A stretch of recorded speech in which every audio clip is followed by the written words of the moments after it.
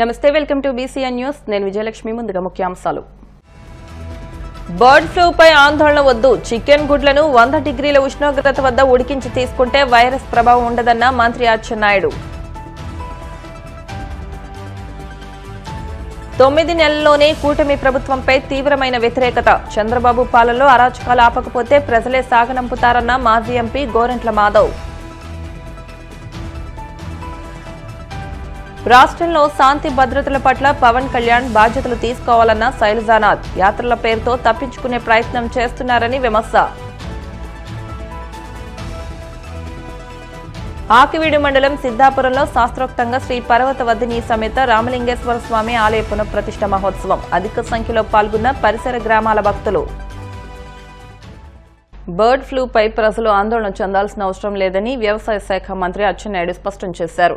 Bird flu వ్యాప్తిపై CM Chandrababu అధ్యక్షతన జరిగిన సమీక్ష అనంతరం మంత్రి మీడియాతో మాట్లాడారు. బర్డ్ ఫ్లూ పూర్తిగా తగ్గుముఖం పట్టిందని 40 లక్షలకు పైగా కోళ్లు చనిపోయినట్టు సోషల్ మీడియాలో వచ్చిన ప్రచారం అవాస్తవమన్నారు. రాష్ట్రంలో 10 కోట్ల కోళ్లు ఉంటే 5.42 లక్షల కోళ్లు ఈ వ్యాధితో చనిపోయాయని తెలిపారు. ప్రభుత్వ పరంగా అన్ని జాగ్రత్తలు తీసుకుంటున్నట్లు ఆయన తెలిపారు. రాష్ట్రంలో 2,32,53,000 నాటుకోళ్లు ఈ రాష్ట్రంలో ఉన్నాయి. లేయర్స్ బాయిలర్స్ కలిసి 8,46,09,000 బాయిలర్స్ లేయర్స్ కలిసి ఉన్నట్టుగా మాకు రిపోర్ట్ ఉంది. అంటే దాదాపుగా ఈ రాష్ట్రంలో 10,68,63,152 కోళ్లు ఉన్నాయి.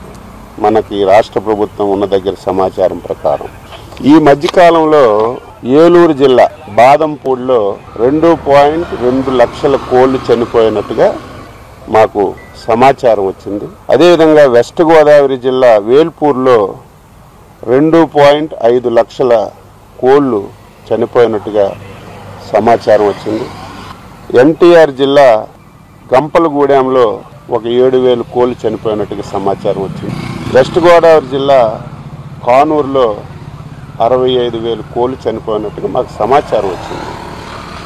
వెంటనే రాష్ట్ర ప్రభుత్వం అలర్ట్ అయి అధికార యంత్రాంగానికి పంపించి అక్కడ ఏవైతే చనిపోయే బర్డ్స్ అన్నీ కూడా అత్యంత ఆధునికమైనటువంటి ల్యాబ్ భోపాల్లో ఉంటే అక్కడ పంపించాం. అసలు ఏ కారణంతో చనిపోతున్నాయి, ఏ వ్యాధితో చనిపోతున్నాయని పంపించిన తర్వాత నిన్న రిపోర్ట్ కూడా వచ్చింది. అవి బర్డ్ ఫ్లూతో కూడా చనిపోయాయని చెప్పి రిపోర్ట్ వచ్చింది.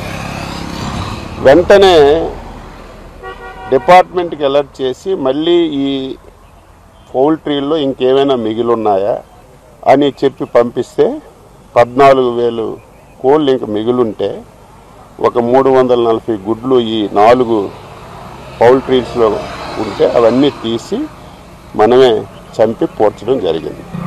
ఈరోజు రాష్ట్రంలో 10 కోట్ల చిల్లర కోళ్ళుంటే దాదాపుగా 5,42,000 కోట్లకి ఈ ఫ్లూ వచ్చి చనిపోయినట్టుగా మనకి రిపోర్ట్ వచ్చింది.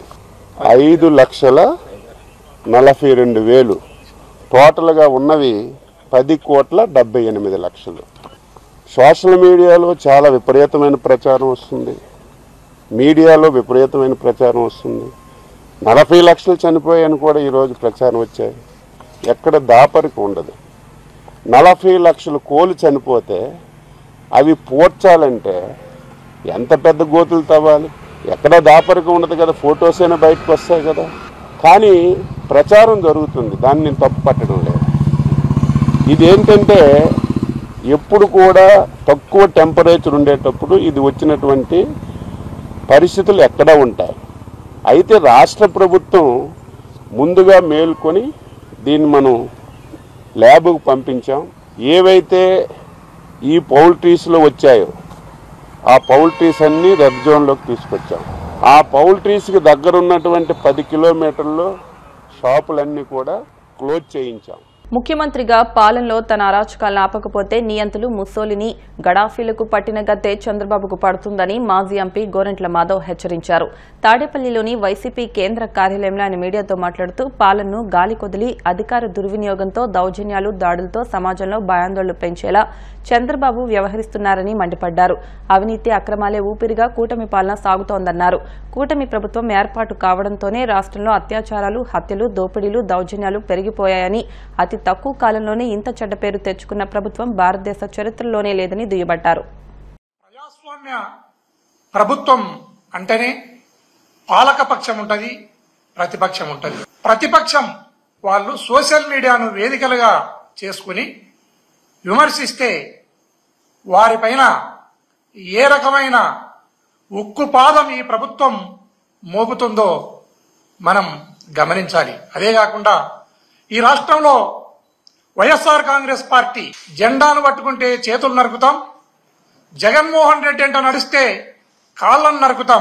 ప్రతిపక్షాలు సోషల్ మీడియా ద్వారా గొంతెత్తితే, విమర్శిస్తే వారి ప్రాణాలనే తీస్తాము అన్న విధంగా ప్రభుత్వం ముందుకెళ్తా ఉన్న సంగతిని రాష్ట్ర ప్రజలందరూ కూడా గమనిస్తున్నారు, గమనించాలి కూడా. అనేక రకాలైన హామీలను ఇచ్చి ఆ హామీలను తుంగలో దొక్కి చంద్రబాబు నాయుడు గారు ఏ రకమైన దుష్ట పరిపాలనకు తెరదీసినారో కూడా మనం గమనించాలి.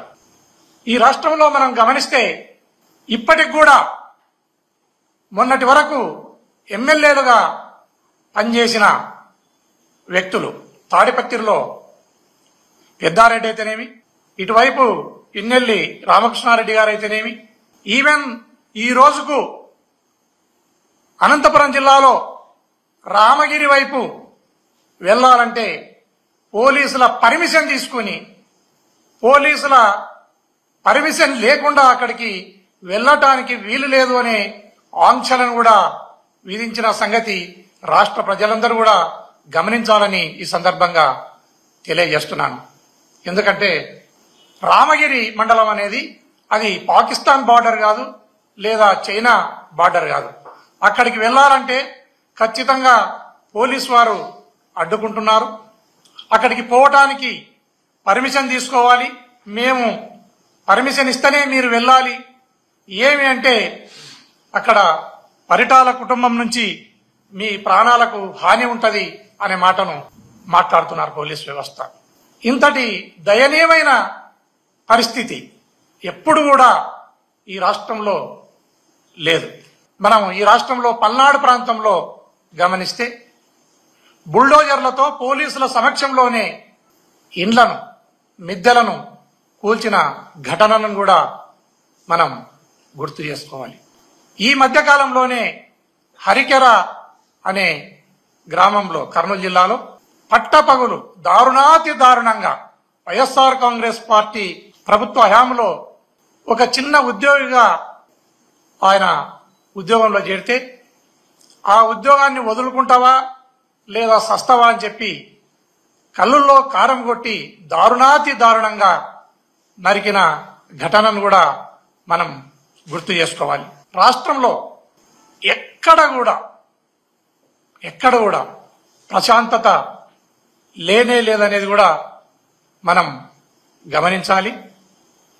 ఈ రాష్ట్రంలో ఇలాంటి పరిస్థితులు ఉన్నప్పుడు శాంతి భద్రతలు ఎక్కడైతే ఫెయిల్ అవుతాయో, శాంతి భద్రతలు ఎక్కడైతే కుంటుపడతాయో అక్కడ అభివృద్ధి కూడా ఆగిపోతుంది.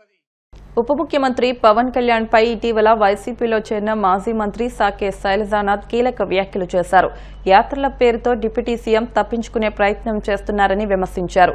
అనంతపురంలో ఆయన మీడియాతో మాట్లాడుతూ రాష్ట్రంలో జరుగుతున్న అరాచకం, శాంతి భద్రతలపై డిప్యూటీ సీఎం పవన్ బాధ్యత తీసుకోవాలన్నారు. ఏపీలో శాంతి భద్రతల గురించి ఎంత తక్కువ మాట్లాడితే అంత మేలని ఆయన వ్యాఖ్యానించారు.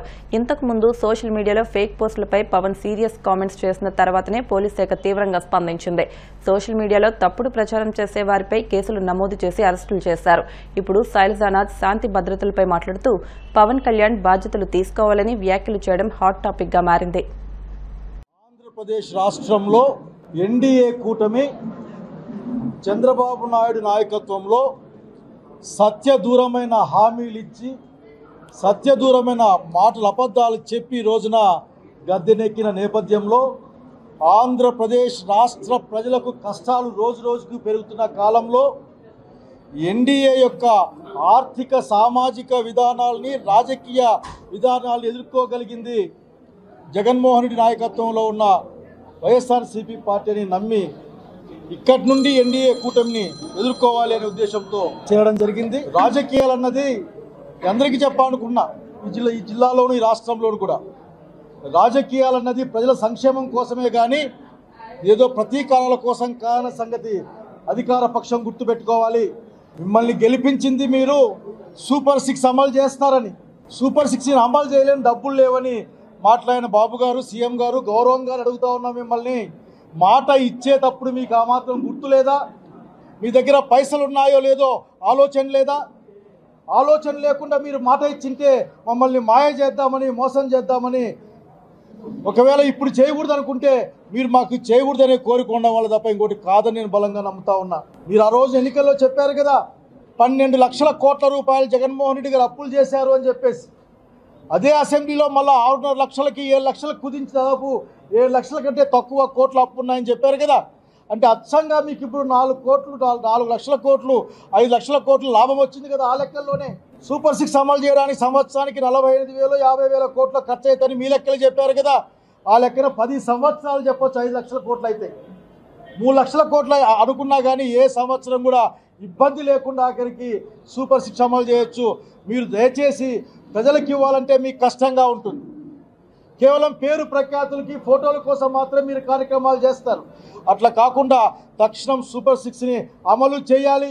మన ఎవరో మాట్లాడుతూ ఉన్నారు, క్షమాపణ క్షమాపణలు గిమాపణలు ఇక్కడ పనిచేయవు. ప్రజలకు ఏం మాట ఇచ్చారో పాలకుడిగా ఆ పని చేసి తీరాలి. తక్షణం సూపర్ 6 అమలు చేయమని డిమాండ్ చేస్తూ ఉన్నాం. ఒక్క రంగం కాదు, అన్ని రంగాల్లో ఈ రోజున వెనుకబాటుతున్నాం. ఈ 7-8 నెలల తర్వాత కూడా ఈ రాష్ట్రంలో మీరు చేసిన పని ఒక్కటి కూడా లేదు, ఒక్కటి కూడా కనపడడం లేదు. ఈరోజు కూడా విశాఖ ఉక్కు ఫ్యాక్టరీని దొడ్డిదారిన ప్రైవేటైజేషన్ తప్ప ఇంకోటి కనపడలే ఇక్కడ.